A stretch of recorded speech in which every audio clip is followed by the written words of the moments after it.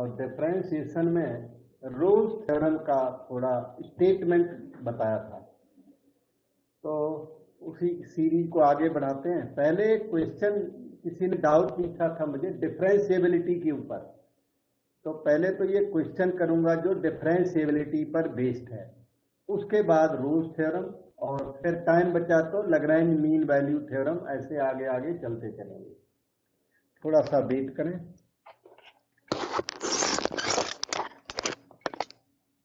तो ये क्वेश्चन यहीं से डाउट आया, तो मुझे लगा कि सारों का कॉमन डाउट है, सबके लिए जरूरत है इसकी, तो इसलिए मैंने सोचा क्लास में ही डिस्कस कर देता हूं। Prove that fx equal to 2x minus 1 for x less than 1 by 2, 3 minus 6x for x greater than 1 by 2 is not differentiable at x equal to 1 by 2। 1 by 2 पर ये डिफरेंशिएबल नहीं है, और उसका मेथड आपको पता है LHD not equal to RHD आना चाहिए। तो हम लोग इसकी राइट हैंड डेरिवेटिव RHD पता लगाते हैं। हमारे साथ रहना, समझ में आएगा। 2 पीस वाला फंक्शन है, और 2 पीस वाला फंक्शन कवर भी नहीं हुआ था वहां कोई, तो 2 पीस वाला फंक्शन, इसलिए भी आपको एक क्वेश्चन कम से कम जरूरी भी था।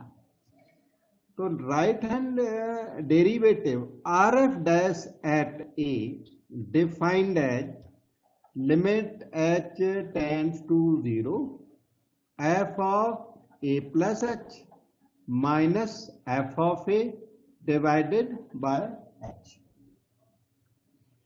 तो RF dash at half, a की वैल्यू हाफ डाल दीजिए, we have to test at half, is limit h tends to 0 f of half plus h minus f of 1 by 2 divided by h। अब इसकी वैल्यू चाहिए f of half plus h की, तो यहां side में थोड़ा सा मैं समझा देता हूं। f of 1 by 2 plus h निकालने के लिए आपको ना ये fx की ये वाली वैल्यू यूज करनी पड़ेगी। fx की वैल्यू लगेगी यहां 3 माइनस 6x, क्योंकि this is valid for x greater than half, और आपका जो x है हाफ से प्लस होने की वजह से हाफ प्लस का मतलब है ग्रेटर देन हाफ है। h very small but still it is greater than half, तो x ग्रेटर देन हाफ के लिए लोअर ब्रांच लगेगी, तो f of half plus h की वैल्यू लोअर ब्रांच से निकलेगी। तो f of half plus h is 3 minus 6, x replace by half plus h हो जाएगा। सो दिस इज 3 माइनस 6h, 3 से 3 कैंसल, माइनस 6h आ गया। So this is limit h tends to 0, ये आपका माइनस 6h हो गया माइनस।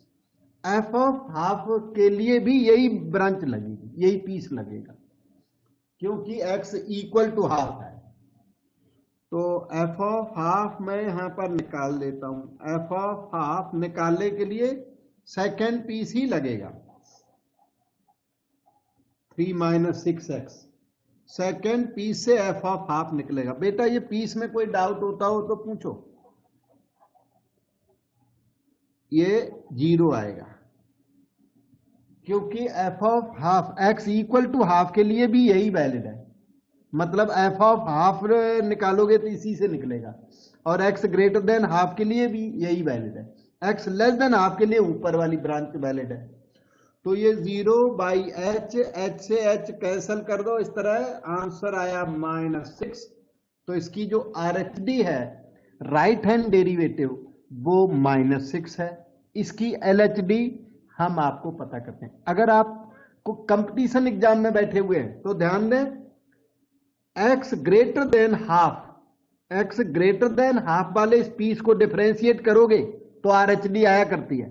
ध्यान दो, x ग्रेटर देन हाफ वाले पीस को डिफरेंशिएट करोगे तो -6 आ रहा है, यही -6 आपका RHD है कंपिटिटिव एग्जाम्स के लिए। पर सीबीएसई एग्जाम में सारा करना होता है। x लेस देन हाफ के लिए इसको डिफरेंशिएट कर दो तो LHD आएगी। LHD की वैल्यू 2x माइनस 1 का डेरिवेटिव क्या हो गया 2, तो LHD इसकी 2 आने वाली है। एडवांस में हमें पता होता है LHD 2 आने वाली है, RHD -6, LHD not equal to RHD, function is not differentiable. वो तो है कॉम्पिटिटिव एग्जाम्स के लिए, लेकिन सीबीएसई के लिए स्लो मेथड यही करना है। अब हम आपको इसका LHD बताते हैं। Left hand derivative LF dash at a defined as limit h tends to 0 fa minus fa minus h divided by h। तो LF dash at half h tends to 0 f of half minus f of half minus h divided by h equal to h tends to 0 f of half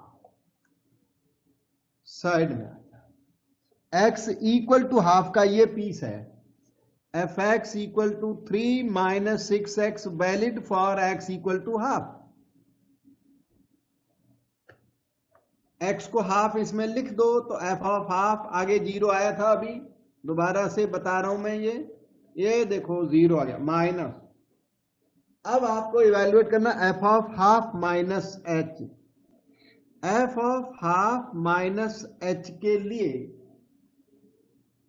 first piece valid है f x की value इस part के लिए 2x minus 1 है, क्योंकि x की value half से कम है, हाफ माइनस h।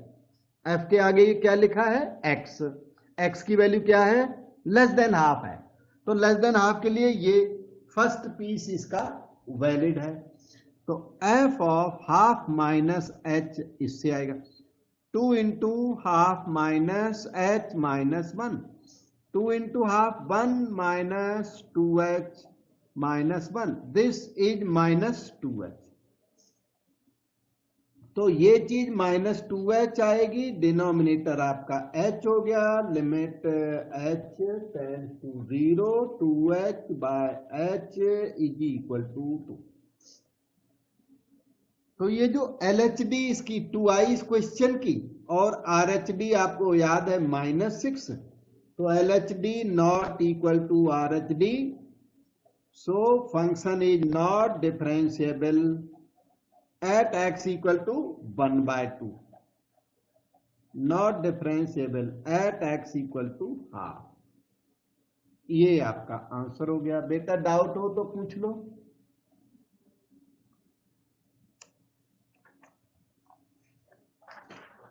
दोबारा से प्रैक्टिस कर लेना थोड़ा सा तो और अच्छा हो जाएगा। This was one examples someone asked me, I felt that this should be told to everyone. Excuse me, sir. हाँ जी सर, आपने क्वेश्चन का सॉल्यूशन भेजा था, वो समझ में नहीं आया था। उसका टाइम अभी नहीं है यहाँ डिस्कस करने का, आपने पहले बताना था कौन सा क्वेश्चन था। अभी तो ये रिकॉर्डिंग चल रही है, बीच में झमेला आप पैदा कर रहे हो हैं। आपने उसी समय वहीं व्हाट्सएप से बताना था कि कौन सा क्वेश्चन है। यहाँ तो प्रोग्राम से चलते हैं ना, तो क्वेश्चन तक पता नहीं। Now I have to search the question, ये काम मत करो बेटा। पहले एडवांस में आप अपना जो भी प्रॉब्लम है वो प्रेजेंट करें। यहाँ वो चीज होनी चाहिए हमारे सामने। अभी हम इसको छोड़ के आपका क्वेश्चन, आपको स्टेटमेंट कराई थी, मैं फिर से याद दिला दूं। Statement of Rolle's theorem both he if f(x) is a function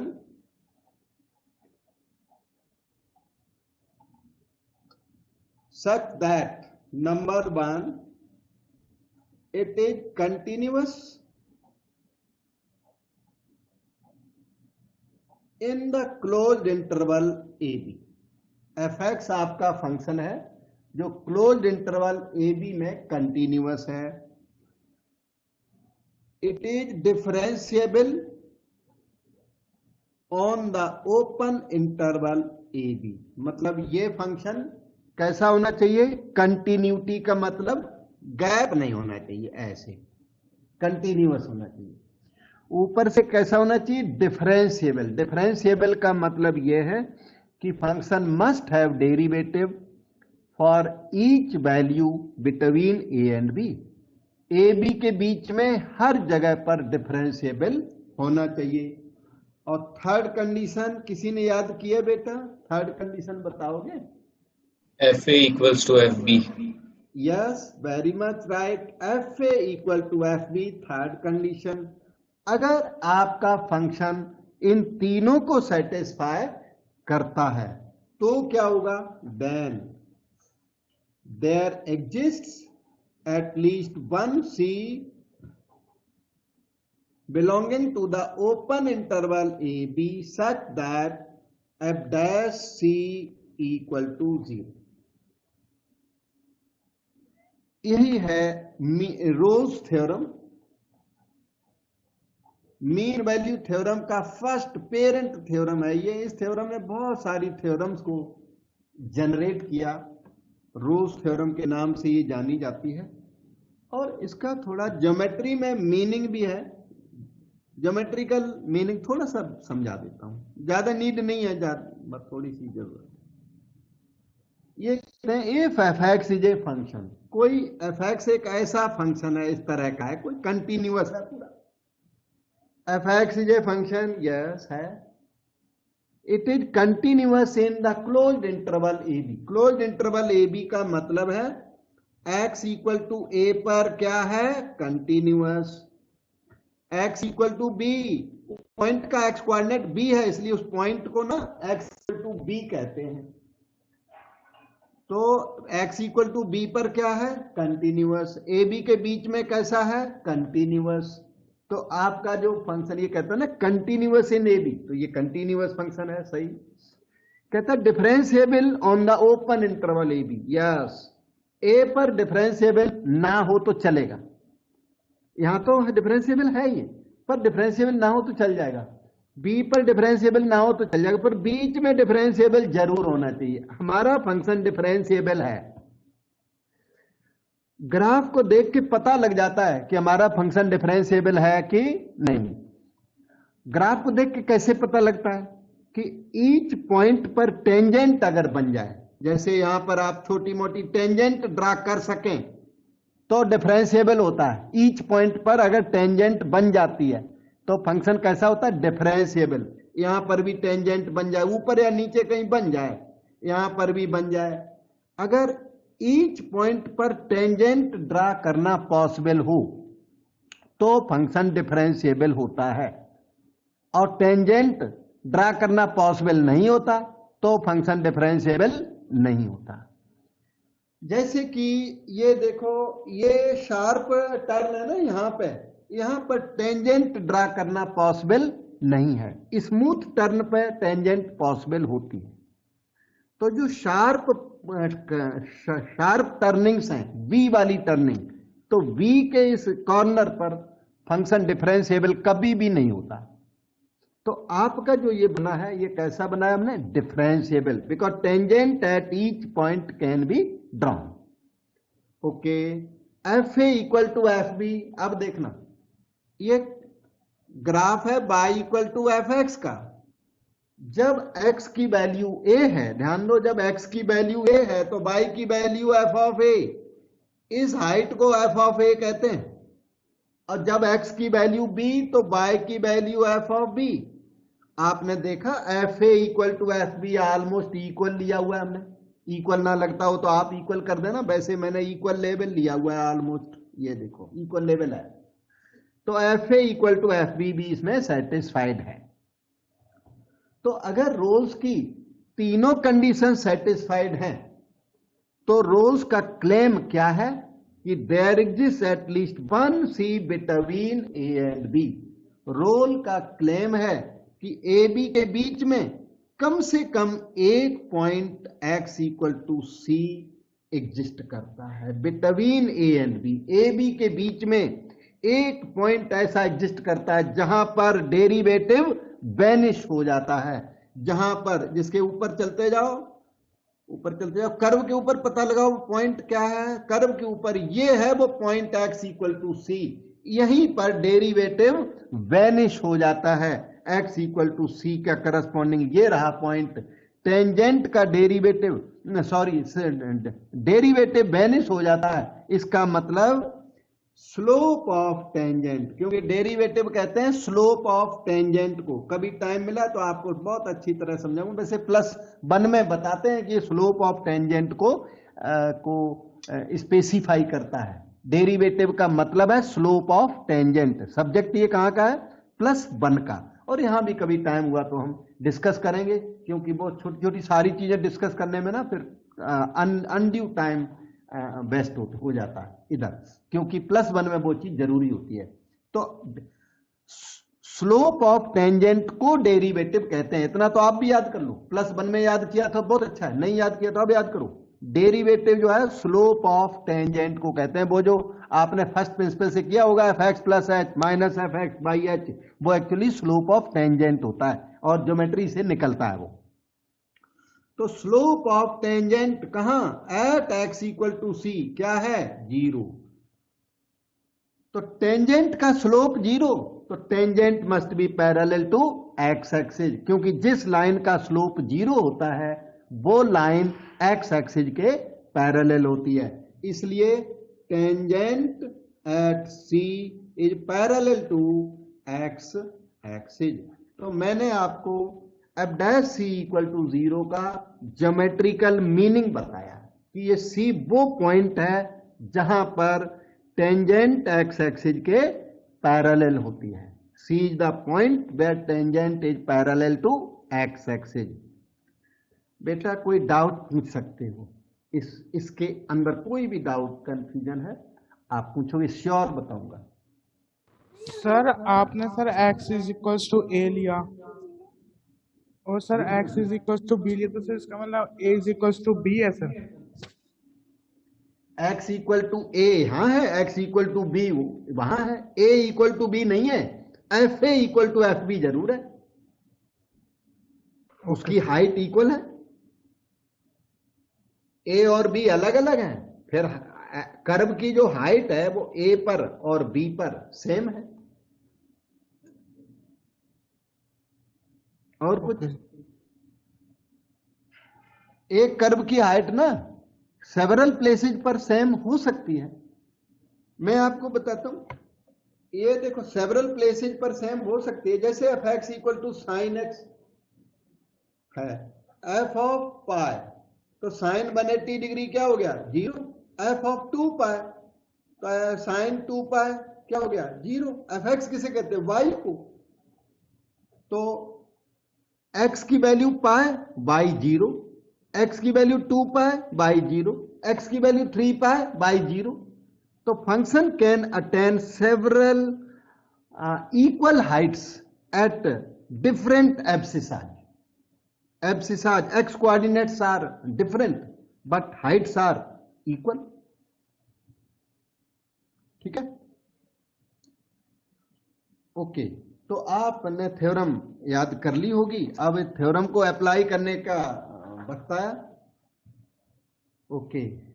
अब इसमें ना थ्योरम जब आप अप्लाई करोगे तो थ्योरम तो तब लगेगी जब इसमें क्या होगा, फंक्शन कैसा हो कंटिन्यूअस, फिर कैसा हो डिफरेंशिएबल, तो यहां आप कंटिन्यूटी टेस्ट नहीं करने लग जाओगे, रोज थ्योरम छोड़ के कंटिन्यूटी टेस्ट करने लग जाओ, गलत बात, आप थोड़ी सी बातें याद कर लो और डायरेक्ट लिख दो इनको, कंटिन्यूअस फंक्शंस जो जनरली यहां पर यूज में होते हैं ना, तो आप इनको याद करके रखो, जैसे साइन फंक्शन, जैसे कोसाइन फंक्शन, जैसे पॉलिनोमियल्स,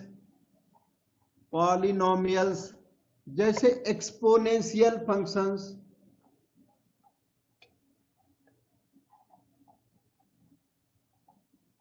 आर ऑलवेज कंटिन्यूअस, ये हमेशा कंटिन्यूअस होते हैं, तो आपको डायरेक्ट लिखना है, वहां जब क्वेश्चन कर रहे होगे तो कंटिन्यूटी टेस्ट नहीं करने लगना, कंटिन्यूटी चेक नहीं करने लगना, बल्कि डायरेक्ट लिखना है कि ये सामने फंक्शन कौन है cos x है, तो ये कंटिन्यूअस होता है, पता है ना। तो always continuous. Number 2, log function, cosec, sec, tan, cot और well defined algebraic functions, well defined algebraic functions are continuous. ये जितने भी फंक्शन देख रहे हो ये कंटिन्यूअस होते हैं। कहां? इन देयर डोमेन्स, जहां पर ये डिफाइंड है वहां पर कंटिन्यूअस होते हैं, in their domains. Last year आपने बहुत सारे डोमेन्स किए थे, अब वो डोमेन अभी फिलहाल याद नहीं है तो कोई बात नहीं, हमारा काम फिर भी चल जाएगा, लेकिन डोमेन आपने किए थे। और इस ईयर भी मैंने जहां भी पॉसिबल हुआ डोमेन रेंज रिलेशन फंक्शन में कराए, रेंज तो खूब कराया, डोमेन थोड़ा वहां कम इन्वॉल्व था तो कम कराया।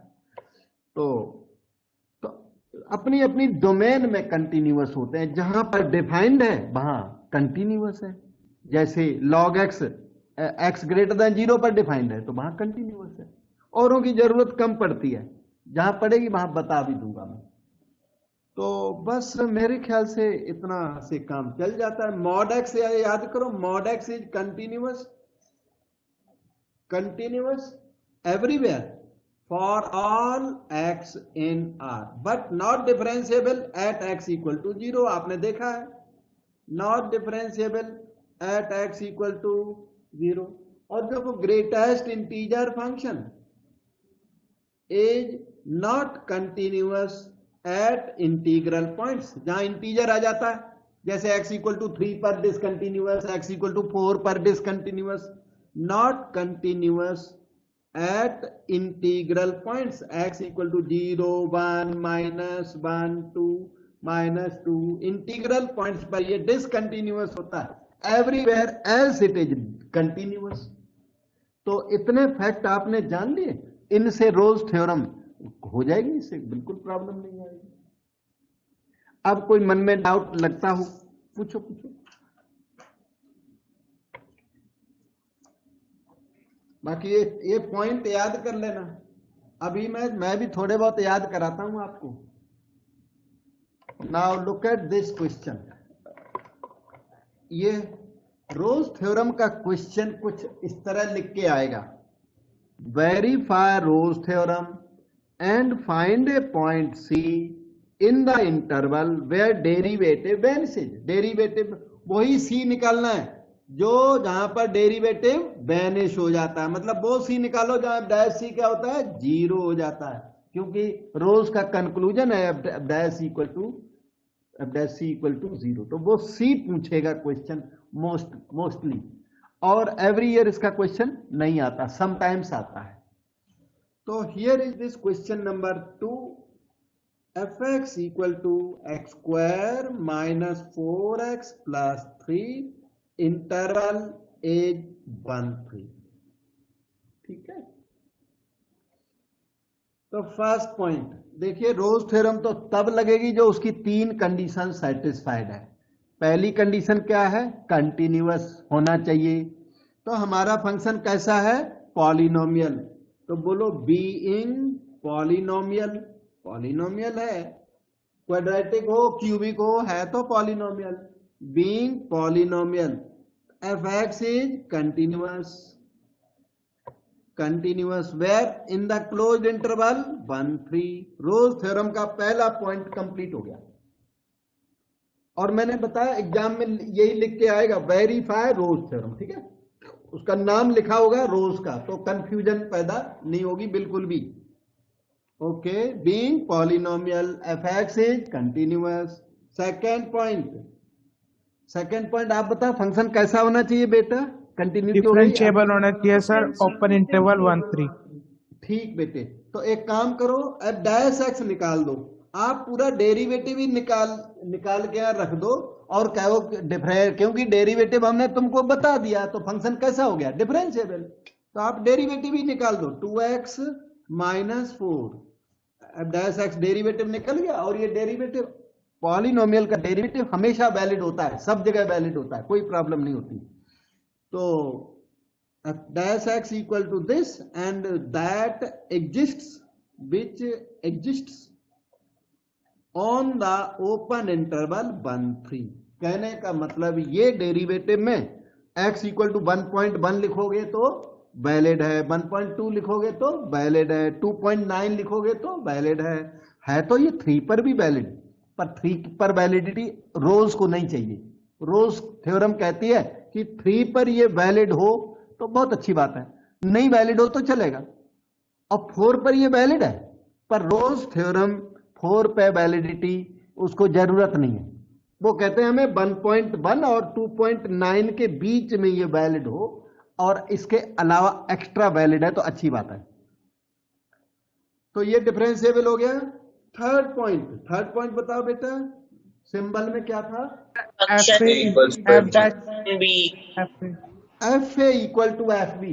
सो एफ ऑफ ए आपको बताता हूं, जो ये इंटरवल दिया हुआ ना, ये ए बी से कंपेरेबल है। ए की वैल्यू 1, बी की वैल्यू 3 है, तो एफ ऑफ 1 निकालो। F of 1 square minus 4 into 1 plus 3 that's equal to 0। F of b निकालो, एफ ऑफ 3 निकालो, आपके पास है 3 square minus 4 into 3 plus 3 equal to 0।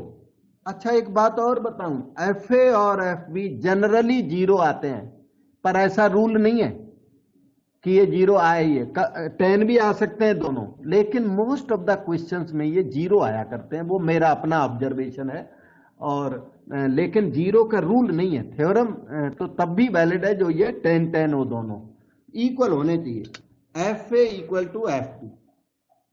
So theorem is valid. All the 3 hypotheses hold good. Therefore, Rowe's theorem holds. So there exists at least one C belonging to the open interval AB, that is 1 3, where derivative vanishes. There exists at least one C between 1 and 3 where tangent is parallel to x axis. Derivative vanishes, या tangent is parallel to x axis, such that f dash C equal to 0।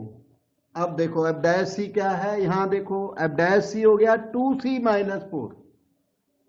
2C minus 4 equal to 0। 2C की value 4, C की value 2। ये 2 कहां लाई करता है? 1 3 के बीच में, belongs to open interval 1 3। So this is the point where Rolle's theorem is satisfied. बस यही काम करना होता है। 4 मार्क का क्वेश्चन आएगा, ऑल द 4 मार्क आपको मिल जाएंगे अगर आपने इसको कॉपी करके वहां लिख दिया तो। ये राइटिंग मेथड यही अडॉप्ट करना है, 1 2 3 पॉइंट वाइज। जैसे मैं लिख के देता हूं ना, ये लिख के आए तो आपको फुल मार्क मिलेंगी। और कुछ और अपने मन से किया, थर्ड पॉइंट को फर्स्ट बना दिया, फर्स्ट को सेकंड कर दिया, सेकंड को थर्ड कर दिया, आपने परम्यूटेशन कर डाला। ये परम्यूटेशन का तो चैप्टर है नहीं, तो कहीं भी आप अपना जो ये राइटिंग का जो मेथड है इसके अलावा कुछ करोगे तो आपके मार्क्स कम आएंगे। Very simple. ओके, डाउट पूछो बेटा। सर ये जो आपने बाद में लिखा है डैश से, पर ये रिपीट कर दो। ये तो थ्योरम का पार्ट हो गया। अब एफ डैश सी ना यहां से मिलता है, हमेशा सारे क्वेश्चन मिलेगा। इधर सुनो, एफ डैश एक्स कितना है? 2x minus 4। F dash x आपका 2x माइनस 4, तो एफ डैश एट सी कितना? 2c minus 4। F dash eight 5 कितना? 2 into 5 minus 4। F dash at A कितना? 2a minus 4। X replace by C कर दिया बेटे, और आगे इक्वेशन तो हो ही सॉल्व। सी इक्वल टू 2 आया, जो कि 1 और 3 के बीच में लाई करता है। जो आपका आंसर आया ना, वो ओपन इंटरवल में लाई भी करना चाहिए, क्योंकि आपने बोला ना there exist at least 1 c between 1 and 3। At least 1 का मतलब है सी की वैल्यू किसी किसी क्वेश्चन में मोर देन 1 भी आ सकती हैं। मोर देन 1 आती हैं और इंटरवल में दोनों अगर लाई करती हैं तो दोनों को एक्सेप्ट करना पड़ेगा। और पूछो बेटा, ये क्लियर हुआ जो आपने पूछा वो? ये जो हम ये हर क्वेश्चन में शो करना पड़ेगा ना? हाँ हाँ बेटा, और कर रहा हूं अभी अगले क्वेश्चन, फिर बचा हुआ डाउट उसमें पूछो। अच्छा अभी ओके। कर सब में यही पॉइंट करने होते हैं। देखो ये रहा आपका नेक्स्ट क्वेश्चन, नंबर इसका 7 है, 2017 में आया था, 2 मार्क आया था, वो पहले 4 मार्क आया था। क्वेश्चन सेम है, बल्कि ये थोड़ा लेंथी है उससे। देखो ना, उसमें स्क्वायर है, इसमें 3 पावर है, बाकी तो कुछ ज्यादा पता नहीं है, उससे ये कम नहीं है। फिर ये 2 मार्क आया, वो 4 मार्क आया। तो इनमें क्वेश्चंस में कुछ ऐसा नहीं है कि 2 मार्क वाले इतने होते हैं, 4 मार्क। इतना जरूर है कि ये क्वेश्चन कोई भी 6 मार्क का नहीं है। 6 मार्क का क्वेश्चन वो इनके साइज से काफी बड़ा होता है। तो ये 6 के तो नहीं है, पर 2 और 4 में तो कंफ्यूजन है। ये तो सेम क्वेश्चन 4 का आया, अगली बारी ये सेम क्वेश्चन 2 मार्क का आया। तो मतलब इनमें यह है कि वही 2 का कभी 4 का पूछ देते हैं, कभी 4 वाला 2 में पूछ देते हैं ये, ठीक है। तो इनका कोई शार्प डिवाइडिंग लाइन नहीं है, परंतु क्वेश्चन 6 मार्क का तो पता लगता है वेट उसका। 6 मार्क का 6 मार्क का फॉर एग्जाम्पल मैं बताता हूं, जो मैट्रिक्स अलजेब्रा है ना, मैट्रिक्स, उसमें x equal to a inverse b वाला क्वेश्चन वो 6 मार्क का आता है। आपके टेस्ट में भी 6 मार्क का या 5 का आएगा, ज्यादा मार्क का आएगा, वो 4 का नहीं आएगा, 3 का नहीं। a इनवर्स b वाला क्वेश्चन बिल्कुल 5 या 6 मार्क का क्वेश्चन है, मैक्सिमम मार्क का क्वेश्चन है वो। मतलब जो section E, A B C D E जितने भी सेक्शन आएंगे पेपर में, लास्ट वाले सेक्शन में ये इन्वॉल्व रहेगा, ऐसे टाइप होता है। तो एक ये आता है 6 मार्क का, एक वो inverse of matrix by rho transformation, वो 2 6 मार्क के क्वेश्चन बनते हैं। और जो आपने वर्क किया इसमें 6 मार्क का क्वेश्चन अब तक कहीं भी नहीं बनता, कहीं पूछ दे, डिटर्मिनेंट पूछ डाले, वो अलग बात है, लेकिन 6 मार्क का question x equal to a inverse भी वहीं पर बनता है अभी तक का जो कोर्स मैंने कराया उसमें, ठीक है। और रेयर केसेज में जो रिलेशन फंक्शन है ना, inverse function, inverse of function, वहां से कभी कभी 6 मार्क का आ जाता है, आ सकता है। अदरवाइज वो एक ही जगह, मेन तो एक ही जगह है, रिलेशन फंक्शन में वो फाइंडिंग एफ इनवर्स वो आ जाता है 6 मार्क का। ओके, तो this is question 7। Find the value of c in Rolle's theorem for the function x cube minus 3x in the closed interval -√3 0। अब आप अपना काम करना शुरू कर दो। फर्स्ट पॉइंट में क्या बोलना चाहिए? अब तो आपको थोड़ा एक्सपीरियंस हो गया बेटा, क्या बोलना चाहिए? Being polynomial. हाँ, ये याद कर लो, रट्टे लगा लो। f(x) is continuous in closed interval -√3 0। बस याद ही कर लो पूरा। सेकंड में सीधा डेरिवेटिव करें, 3x स्क्वायर -3, और मान लो यह मॉड x है तो यहां बोल देना कि mod x is not differentiable at x equal to 0, ठीक है। तो मॉड x कभी आ जाए तो 0 पर डिफरेंशिएबल नहीं है, वो 0 ना इंटरवल के अंदर हो तो प्रॉब्लम है, 0 इंटरवल के अंदर नहीं तो भी उसमें भी प्रॉब्लम नहीं आएगी। फिर बोलोगे which exists on the open interval -√3, 0। आपके मार्क तब कट जाएंगे जो यहां पर गलती कर दी। ये क्लोज्ड इंटरवल, ये ओपन इंटरवल, आपने इसमें कुछ कर दिया ना तो मार्क्स पक्के कट जाएंगे, 1 मार्क कट जाएगा। दोनों गलत हुए तो 2 मार्क कट जाएंगे। थर्ड पॉइंट, एफ ऑफ ए जिसे बोलते हो वो एफ ऑफ -√3 है। इस बार ए की वैल्यू -√3,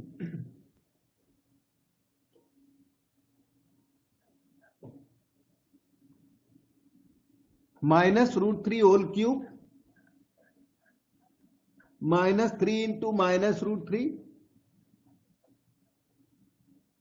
माइनस का क्यूब माइनस होता है,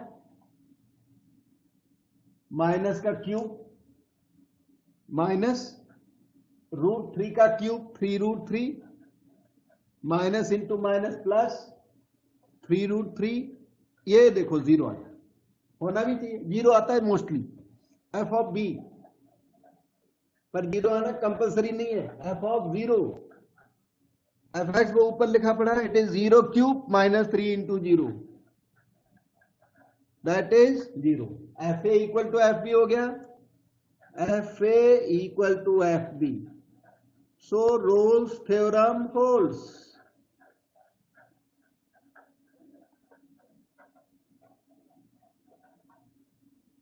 So there exists at least one C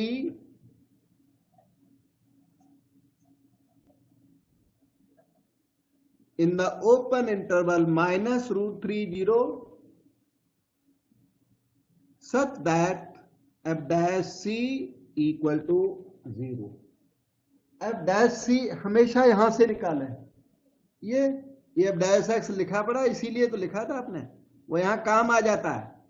3x square minus 3, इसमें x को c कर दो, 3c square minus 3 equal to 0, c square is 1, 3 cut करते हुए c आया +1 कॉमा -1।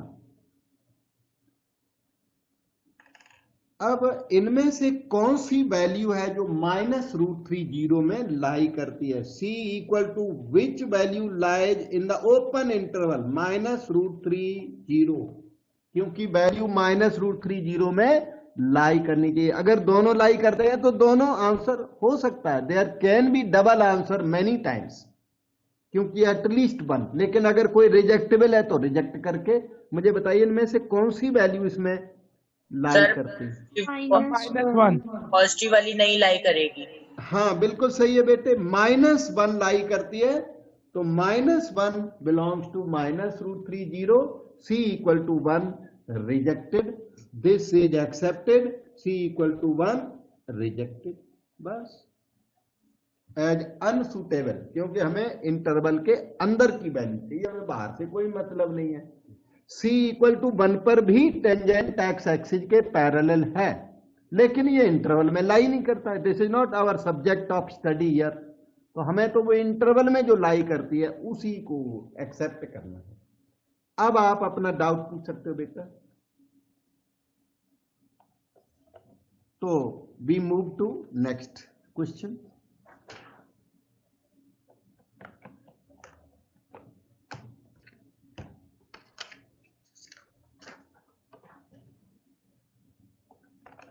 ये है सीबीएसई 2000 में आया था।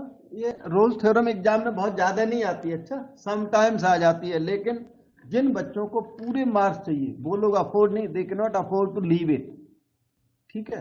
जो बच्चे चाहते हैं मेरे मार्क्स आए 100, 98, 96, तो आप इसको लीव करना अफोर्ड नहीं कर सकते। जो बच्चे पासिंग मार्क्स से सेटिस्फाइड हैं, they may leave the portion also. इसका एग्जाम में आने का प्रोबेबिलिटी कुछ कम होता है। Okay, using Rolle's theorem find the points on the curve where tangent is parallel to x axis। ये tangent parallel to x axis, ये एक्चुअली सी पूछा हुआ है, इसने लैंग्वेज दूसरी दी हुई है, वो सी पॉइंट है जहां टेंजेंट एक्स एक्सिस के पैरेलल होती है, तो इसने वो सी की वैल्यू पूछी हुई है और कुछ खास नहीं है। अच्छा बाई को आप एफ एक्स लिख दो, कर्व है F x equal to X into X X square minus 4x, उधर इंटरवल दिया हुआ है 0 to 4। Number 1 being polynomial, generally polynomial ही आती है, being polynomial F x is continuous in the closed interval 0, 4। Number 2 F dash X equal to 2x minus 4 which exists on the open interval 0, 4। Third part fa equal to fb, fa का मतलब f of 0, 0 minus 0 is 0, f of b का मतलब f of 4, that's equal to 4 square minus 4 into 4 0, so fa equal to fb हो गया। तो Rolle's theorem holds लिख दूं, मैं सामने लिख दूं, fa equal to F b valid here. इसका मतलब all the three conditions of Rolle's theorem are satisfied, so Rolle's theorem holds. So there exists at least one C belonging to the open interval 0, 4 where tangent is parallel to x axis such that f dash C equal to 0. f dash C आया देखो 2C minus 4, 2C minus 4 equal to 0, C equal to आ गया 2, 4 by 2, और this 2 lies between 0 and 4.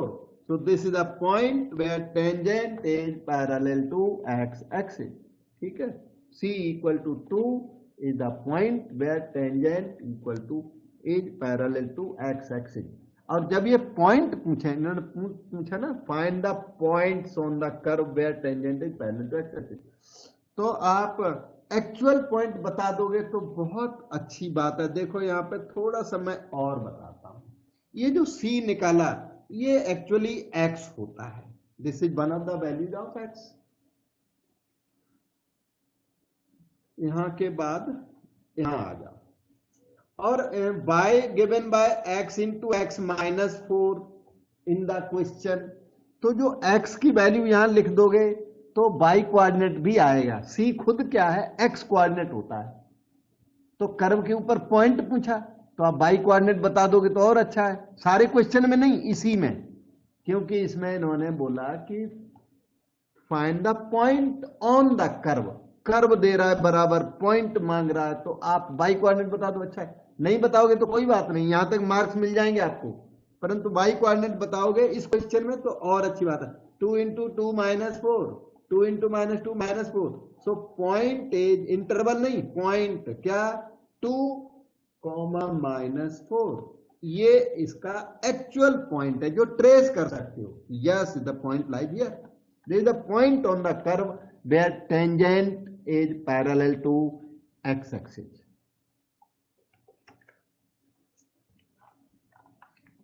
अब एक और question हमारे सामने, verify Rolle's theorem for this in -2 to 2।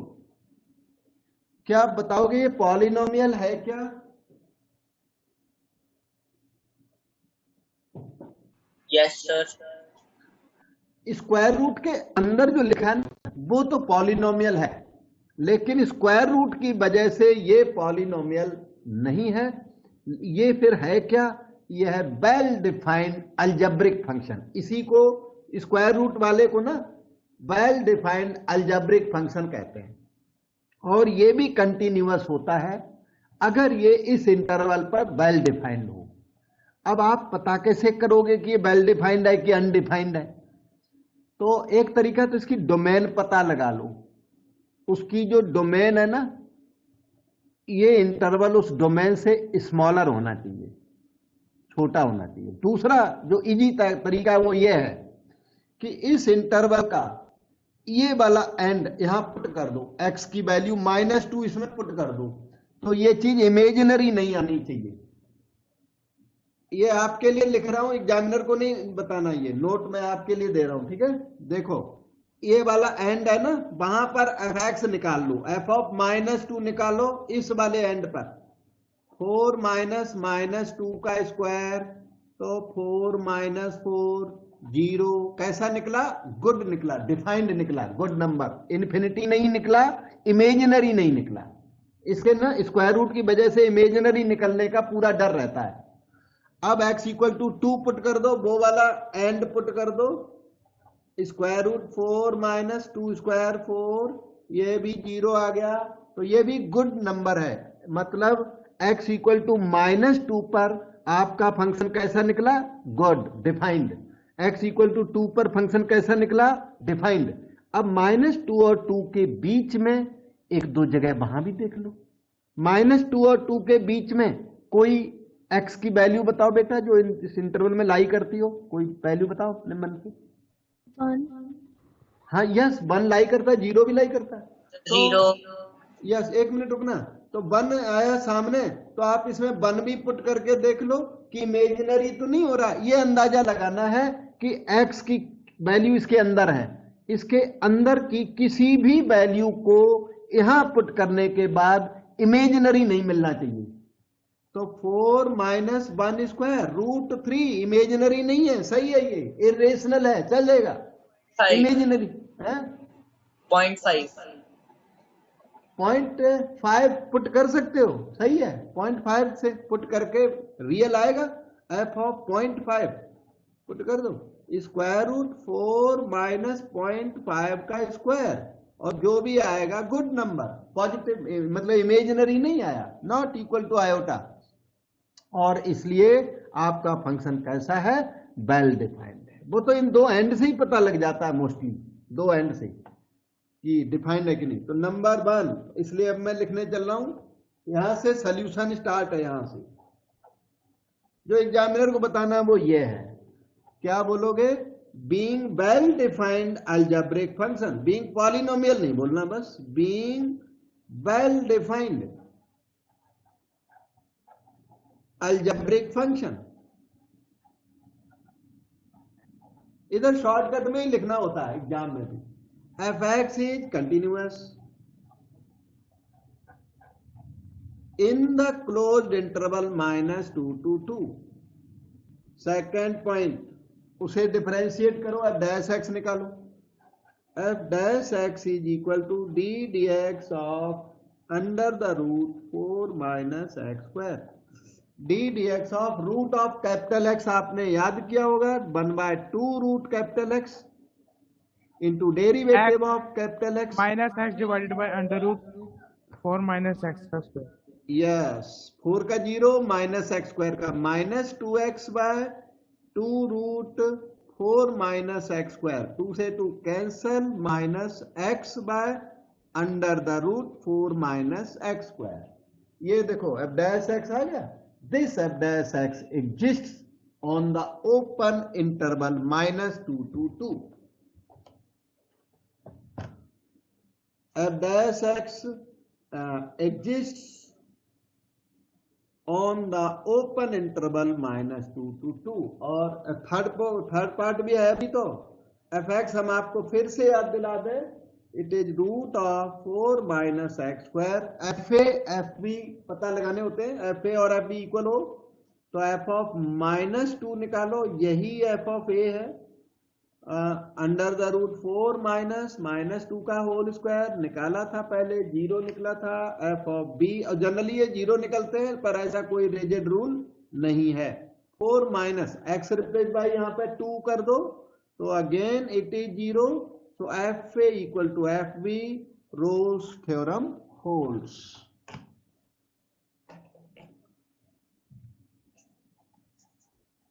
Roles theorem holds there exists at least one c, याद किया करो इनको, साथ साथ याद करो, in the open interval -2 to 2 such that f dash c equal to 0।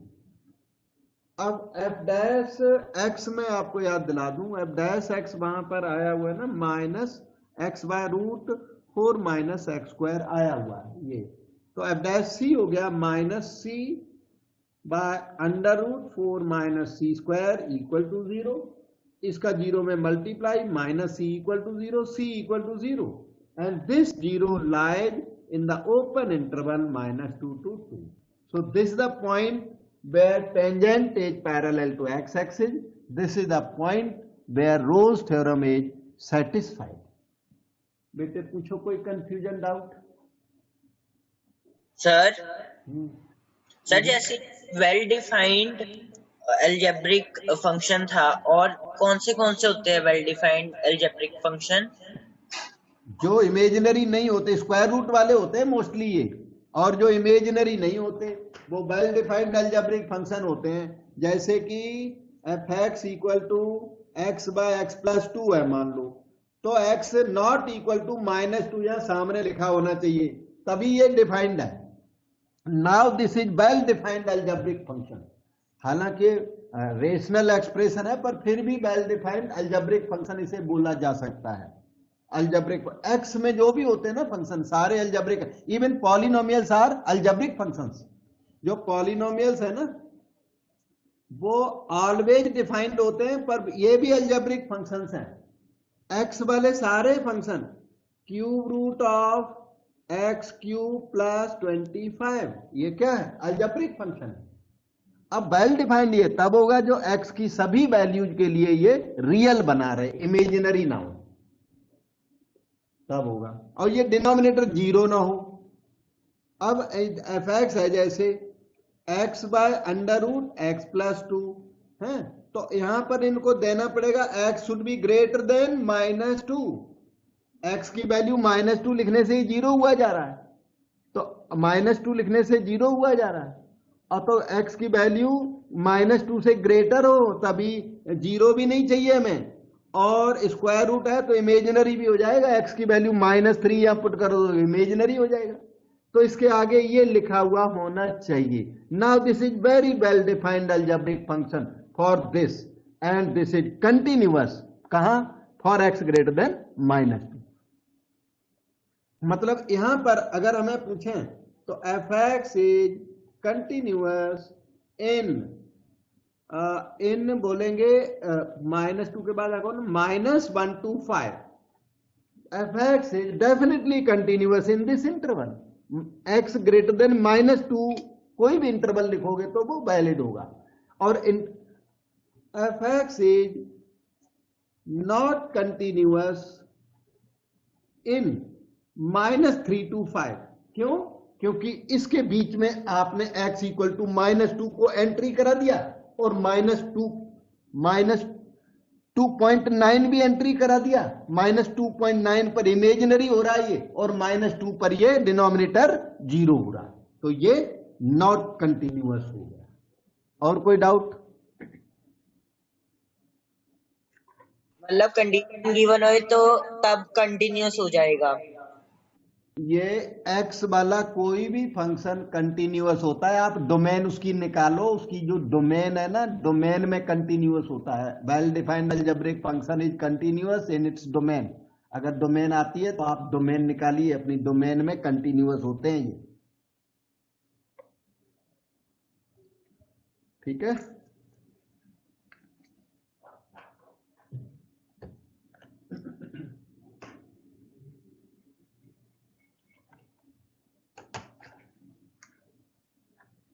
अब आ गया ये देखिए नेक्स्ट क्वेश्चन, सीबीएसई 2020-21 की तो एग्जाम ही कैंसिल हो गई। लेटेस्ट क्वेश्चन है ये लास्ट टाइम आया था। Verify Rolle's theorem for this.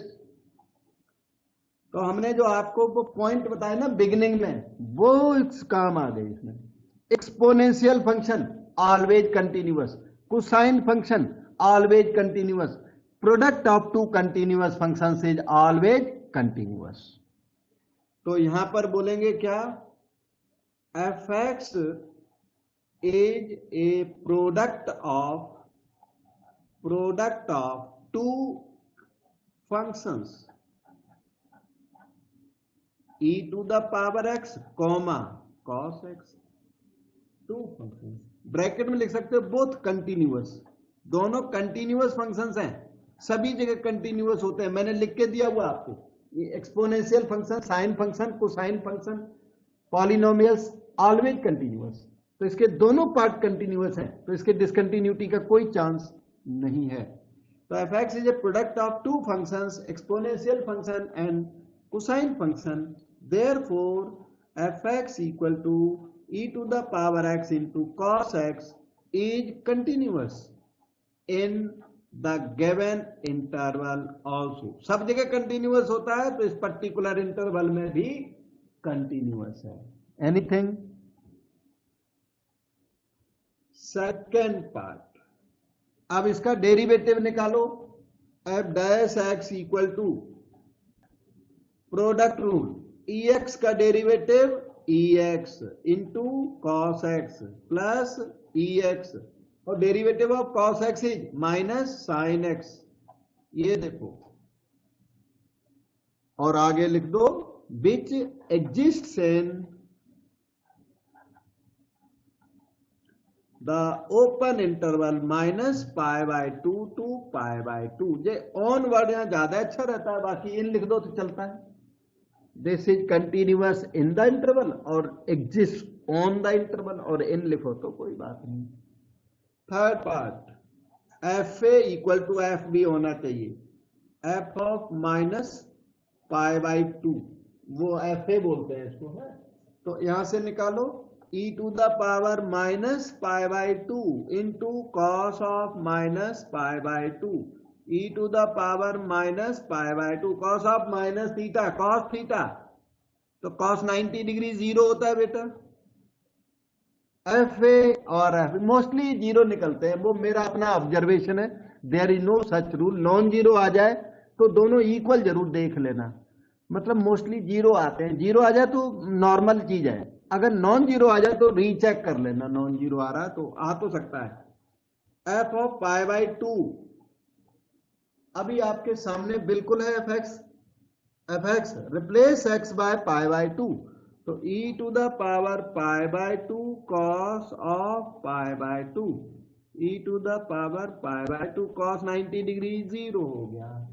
So F A equal to F B आ गया।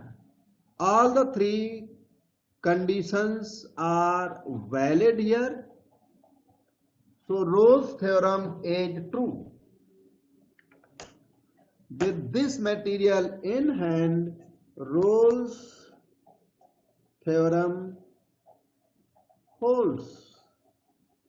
So there exists at least one C in the open interval minus pi by 2 to pi by 2 where derivative vanishes, f dash c equal to 0।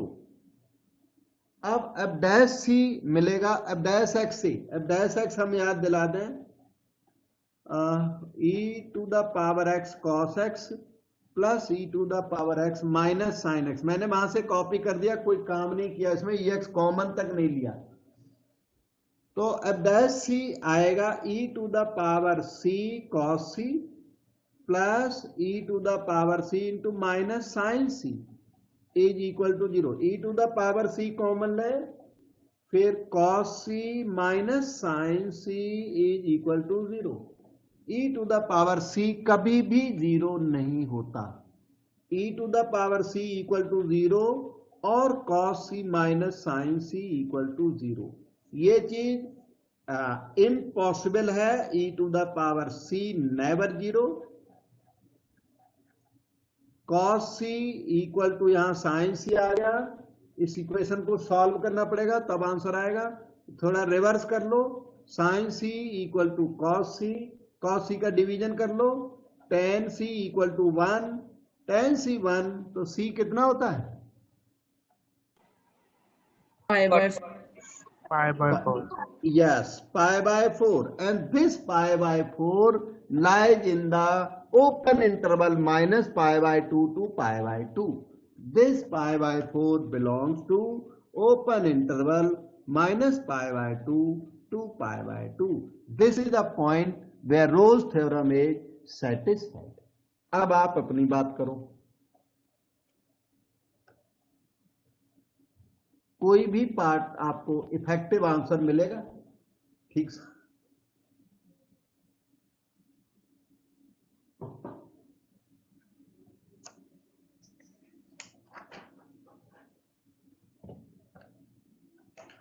तो ये थी Rolle's theorem की कुछ practice और बहुत ही significant अच्छे अच्छे क्वेश्चन।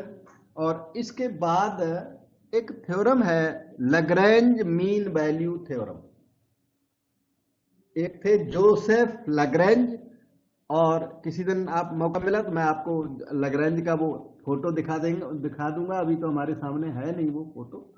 ओके, तो लैग्रैंज ने इस थ्योरम को प्रोड्यूस किया था रोल्स थ्योरम के बेस पर। रोल्स थ्योरम को यूज करके इन्होंने अपनी थ्योरम प्रूव कर डाली, बना डाली। तो उनकी थ्योरम को भी हमें क्या करना पड़ेगा, वेरीफाई करना पड़ेगा। तो वेरीफाई तो बाद में करोगे, पहले उस थ्योरम का थोड़ा स्टेटमेंट बताता हूं। स्टेटमेंट यहीं पे लिख देता हूं, statement of Lagrange mean value theorem. LMV theorem आपकी एनसीईआरटी मीन वैल्यू थ्योरम कहती है, लैग्रेंज का नाम नहीं लेती। लैग्रेंज का नाम इन्होंने साइलेंट किया हुआ है, जो कि एनसीईआरटी की गलती है। क्यों? क्योंकि उस पर्सन की थ्योरम है, उस पर्सन को आप रिकॉग्नाइज नहीं करते, उसको रिस्पेक्ट नहीं देते और उसकी थ्योरम को स्टडी कर रहे हो, गलत बात है। उसका नाम है लैग्रेंज मीन वैल्यू थ्योरम। इन्होंने लैग्रेंज वर्ड हटा के mean value theorem, MV theorem बोल दिया। चलो जो भी है, एलएमवी थ्योरम है ये नंबर। अच्छा, तो स्टेटमेंट इसकी ये है, if F x is a function such that number 1 it is continuous in the closed interval AB। अच्छा, रोल्स थ्योरम में सेकंड कंडीशन क्या थी? Differentiable. Differentiable on the open interval AB। अच्छा, एक बात बताओ, ये जो फर्स्ट मैंने लिखा ये रोल्स थ्योरम वाली कंडीशन है, कुछ और है ये? सर रोल्स थ्योरम Rose वाली है। theorem वाली। यस, ये सेम मैच करती है। ये Lagrange mean value theorem has come from Rolle's theorem. Rolle's theorem क्या है? पेरेंट थ्योरम है और ये उसका जनरेशन है। तो रोज थ्योरम से हालांकि ये सुपीरियर है थोड़ी, लैग्रेंज मीन वैल्यू थ्योरम थोड़ी सुपीरियर है, वो आपको अभी पता लगेगा। It is continuous in closed interval AB, it is differentiable on the open interval AB। और रोल्स की थर्ड कंडीशन क्या थी? FA equals to FB। तो here FA equal to FB है तो बहुत अच्छी बात है यहाँ पर, और FA not equal to FB है फिर भी कोई बात नहीं। ये theorem FA equal to FB में भी चलती है और FA not equal to FB में भी चलती है, तो FA FB की यहाँ कोई बात ही नहीं है। तो then there exists only two conditions here, at least one C belonging to the open interval AB such that के बाद f dash C equal to 0 नहीं है। नहीं, एक कंडीशन वहां कम है तो यहां f dash C की वैल्यू नॉन जीरो होगी। फिर वो है FB माइनस FA, याद करो बेटे, B माइनस C,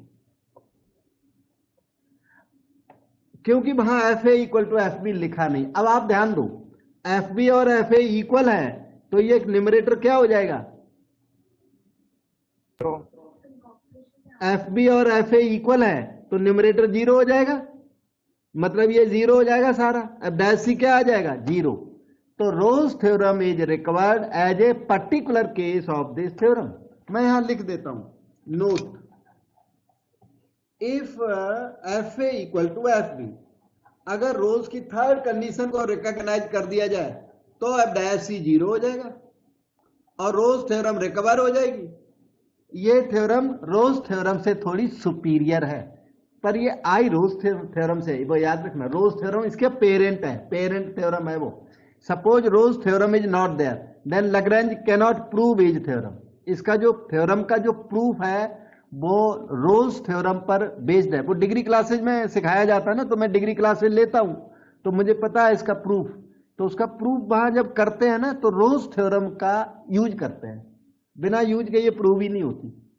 ये लैग्रेंज थ्योरम है। उसके बाद ना और भी होती हैं, Taylor's theorem, Maclaurin's theorem, Cauchy mean value theorem, वो सबकी सब रोल्स से निकली हैं और सबका प्रूफ हमें आता है, हमें कराना होता है ना डिग्री क्लासेज को, तो सभी का प्रूफ उनको कराते हैं, तो सब में रोल्स थ्योरम यूज होती है। बेटे तो कोई डाउट कंफ्यूजन तो पूछ सकते हो? इसमें दो ही कंडीशन है, यही है, सामने है। अब हम इसको वेरीफाई करके देते हैं। ये देखिए, और क्वेश्चन में क्लियर लिख के आएगा, verify mean value theorem, MV theorem या LMV theorem, find C in the following, साफ लिखा होगा। और क्योंकि आपको रोल्स का आइडिया लग गया इसलिए ये अब आपके लिए हार्ड भी नहीं है। क्वेश्चन नंबर 1 में देखना, हाँ, तो फर्स्ट पॉइंट, इस ये तो पॉलिनोमियल है, आपको दिख रही है, तो बोलोगे being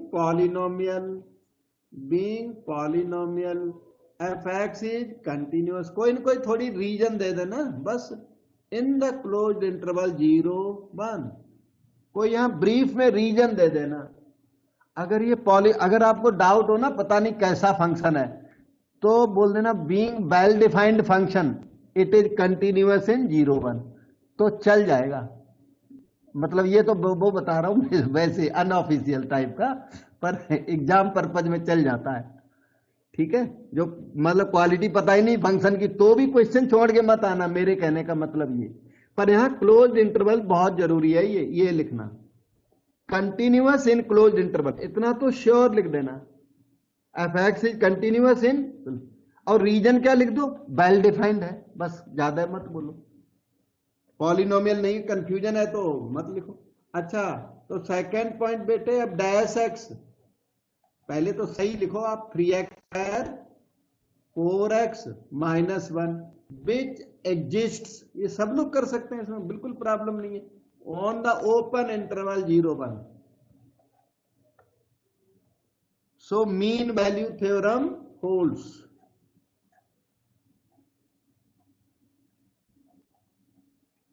So there exists at least one C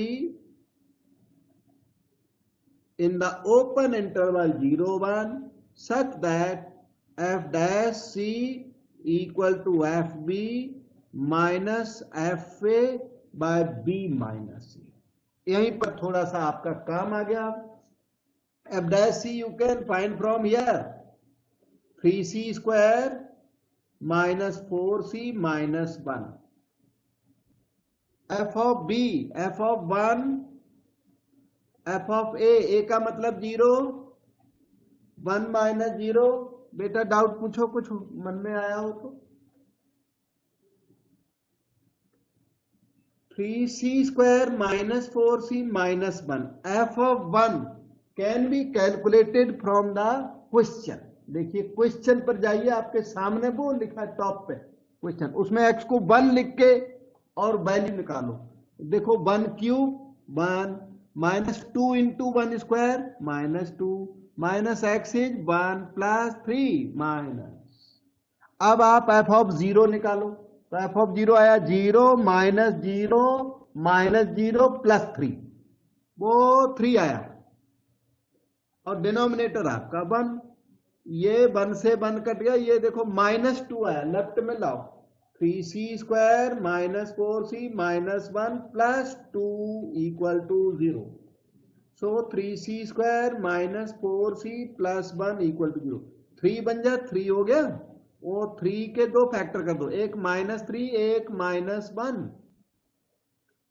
तो -3 और -1 का जो सम है वो -4, और इनका जो प्रोडक्ट है वो 3। तो 3c square minus 3c minus c plus 1 equal to 0।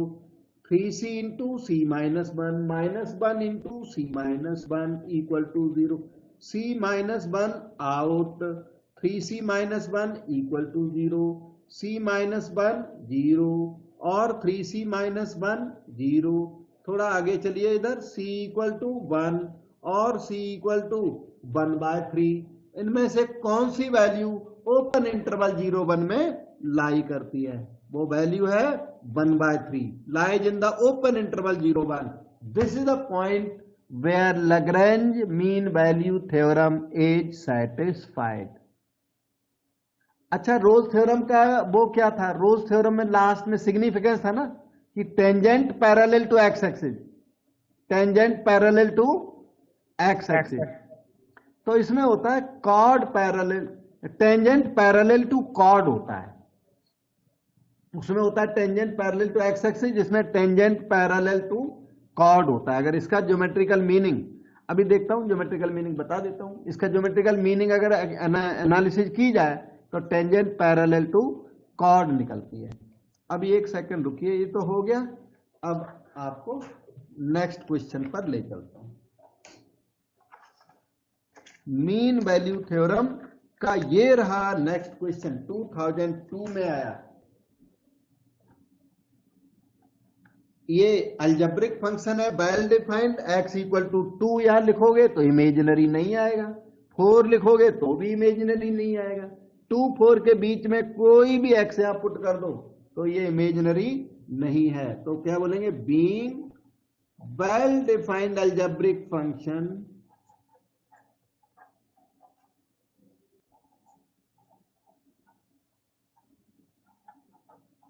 fx is continuous in closed interval 2 4। Second मैं डेरिवेटिव निकालो इसका, F dash X is equal to root of capital X का derivative 1/2 root of capital X into derivative of X square minus 4। तो 2x by 2 root X square minus 4, 2 से 2 cancel हो गया, ये आ गया। Which exist on the open interval 2 4। अच्छा, आप में से कोई बताएगा this exist on closed interval 2 4, true और फॉल्स? अगर आप बोलो दिस एग्जिस्ट ऑन 2 4, ट्रू या फॉल्स? सर फॉल्स क्यों है बेटे? बिल्कुल सही है, आपने मतलब सेंस यूज किया। x इक्वल टू 2 यहां पुट कर दोगे यहां पर, तो डिनोमिनेटर 0 हुआ जा रहा है, तो ये क्लोज्ड इंटरवल 2 4 पर एग्जिस्ट नहीं करता, और ओपन इंटरवल 2 4 पर ये एग्जिस्ट करता है, क्योंकि ना तो इमेजिनरी आना चाहिए और ना डिनोमिनेटर 0 होना चाहिए। ओके, तो ये हो गया। अब बोलोगे mean value theorem holds, mean value theorem holds, so therefore there exists at least one C belonging to the open interval 2 4 such that के बाद फार्मूला बता बेटा, f of b f dash c equal to f of b minus f of a upon b minus a। Right बेटे, बिल्कुल सही है। F dash सी, F dash सी यहां से लिखो, इसे देख के इसे देख के, एफ डैश एक्स है C by under root C square minus 4, C by under root C square minus 4। अच्छा, एफ ऑफ बी का मतलब है F of 4, F of A means 2 4 minus 2, और आगे अभी कैलकुलेशन करूंगा, कैलकुलेशन करना पड़ेगा इसमें बहुत ज्यादा। So C by under root C square minus 4 equal to F of 4 यहां निकालता हूं, F x is X square minus 4 in this question. तो what is F of 4? It is 16 minus 4 12। F of 2 2 square minus 4 0, 4 minus 2 क्या आ गया 2। Sir root नहीं आएगा उसके ऊपर, सर अंडर रूट 12 आएगा। एफ ऑफ, हाँ मैंने गलती कर दी, स्क्वायर रूट के अंदर है ये, बिल्कुल आएगा स्क्वायर रूट 12। मैंने बिना स्क्वायर रूट वाला लिख दिया ना, स्क्वायर रूट आया उसमें क्वेश्चन में, ये देखो रूट एक्स स्क्वायर माइनस, ठीक टाइम पे सही करा दिया आपने। ओके, और एफ ऑफ 2 उससे और तो कोई फर्क नहीं है नहीं। ओके, 3 लिख देंगे 12 को, हाँ वो भी करता हूँ। 2 रूट 3 बाय 2 कैंसल हो गया। अब कर दो cross multiply, c equal to this, c equal to root 3 into root of C square minus 4। Squaring both sides करो, C square 3 into C square minus 4, C square equal to 3c square minus 12, C square minus 3c square is minus 12, minus 2c square is minus 12, C square हो गया 6, सी आ गया root 6 comma minus root 6। इसमें कौन सी value open interval 2 4 में लाई करने की hope है? Sir root 6। Yes, positive value लाई करने की होप है, नेगेटिव तो बिल्कुल रिजेक्टेबल है, नेगेटिव रिजेक्टेड, नेगेटिव इसमें लाई कर ही नहीं सकता। रूट 6 की वैल्यू आपको याद है तो बहुत अच्छा, निकाल सकते हो तो अच्छा, नहीं निकाल सकते तो भी ये 2 4 के बीच में जरूर लाई करेगा, क्योंकि थ्योरम का क्लेम है there exist at least one c lying in the open interval 2 4। Theorem का क्लेम है कि कम से कम एक सी तो पक्का लाई करेगा, और ये डेफिनेटली रिजेक्ट हो गया। तो दूसरे को सिलेक्ट होना ही होना है, चाहे आप चेक करो उसको चाहे ना करो, क्योंकि कम से कम एक वैल्यू उसमें लाई जरूर करती है। वैसे मैं आपको बता दूं कि √6 lies between √4 and √9। √6 lies between 2 and 3, और 2 3 के बीच की कोई भी वैल्यू 2 4 इंटरवल में लाई कर जाएगी। ये देखो, ये एस्टीमेट दे दिया मैंने आपको। √6 की एग्जैक्ट वैल्यू तो हमें पता नहीं, निकालनी पड़ेगी डिवीजन मेथड से या लॉग मेथड से, निकालने की जरूरत नहीं है। इसको देखो आप, √6 का हमने एस्टीमेट दे दिया, दिस लाइज बिटवीन 2 and 3, तो 2 से ग्रेटर है, यस, तो 2 से ग्रेटर होने की वजह से 2 4 में लाई करती है, और 3 से भी कम है, तो हमारा इंटरवल 3 से थोड़ा बड़ा है, अच्छी बात है, 3 से भी कम है, तो √6 डेफिनेटली लाइज बिटवीन 2 and 4।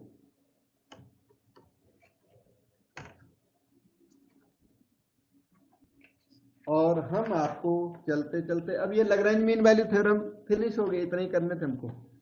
अभी हम आपको इसका ना वो ज्योमेट्रिकल मीनिंग बता देते हैं। ज्योमेट्रिकल मीनिंग्स एग्जाम्स में लिखने को आए नहीं है कभी, फ्यूचर का तो पता नहीं, पर कोर्स में है ये ज्योमेट्रिकल मीनिंग, थोड़ा नॉलेज बढ़ जाएगी, बता देता हूं। टाइम भी बच गया ना, 5-7 मिनट टाइम है तो बता देता। एलएमबी थ्योरम का रोज का बता चुका हूं मैं, एक छोटी सी फिगर है और कुछ नहीं। ये देखो, इसके लिए इस तरह का एक बना देते हैं, कुछ इस तरह का, हाइट कम ज्यादा रखनी है आपको, f A equal to F b नहीं लेना है, वही फिगर है ये, एक्स इक्वल टू ए, यहां पर एक्स इक्वल टू बी, और कर्व का नाम क्या लेते हैं, y equal to F x.